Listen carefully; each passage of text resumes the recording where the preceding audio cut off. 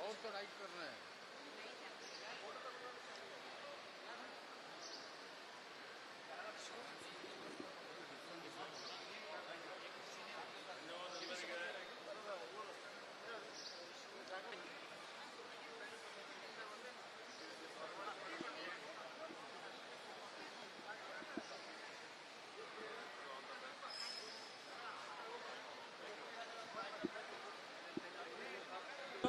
ಒಂದು ಮುಖ್ಯಮಂತ್ರಿತ್ವದಲ್ಲಿ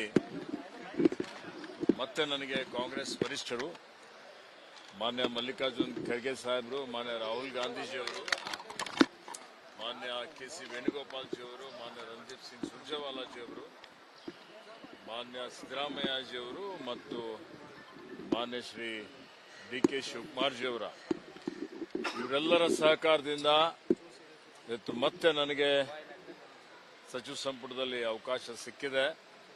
ಅದಕ್ಕಾಗಿ ನಾನು ಕಾಂಗ್ರೆಸ್ ವರಿಷ್ಠರಿಗೆ, ನಮ್ಮೆಲ್ಲ ನಾಯಕರಿಗೆ ಮತ್ತು ನಾನು ಮಂತ್ರಿ ಆಗಬೇಕು ಅಂತೇಳಿ ಹಾರೈಕೆ ಮಾಡಿದಂಥ ಎಲ್ಲ ನಮ್ಮ ಅಭಿಮಾನಿಗಳಿಗೆ, ಕಾರ್ಯಕರ್ತರಿಗೆ, ನಮ್ಮ ಬಾಲ್ಕಿ ಮತಕ್ಷೇತ್ರದ ಎಲ್ಲ ಜನತೆಗೆ, ಬೀದರ್ ಜಿಲ್ಲೆ ಜನತೆಗೆ, ಸಮಸ್ತ ನಾಡಿನ ಜನತೆಗೆ ನನ್ನ ಕೃತಜ್ಞತೆಗಳನ್ನು ಸಲ್ಲಿಸುತ್ತಾ, ಹಿಂದೇನು ನಾನು ಅರಣ್ಯ ಪರಿಸರ ಇಲಾಖೆ ಸಚಿವನಾಗಿ ಉತ್ತಮವಾಗಿ ಸೇವೆ ಸಲ್ಲಿಸಿದ್ದೇನೆ.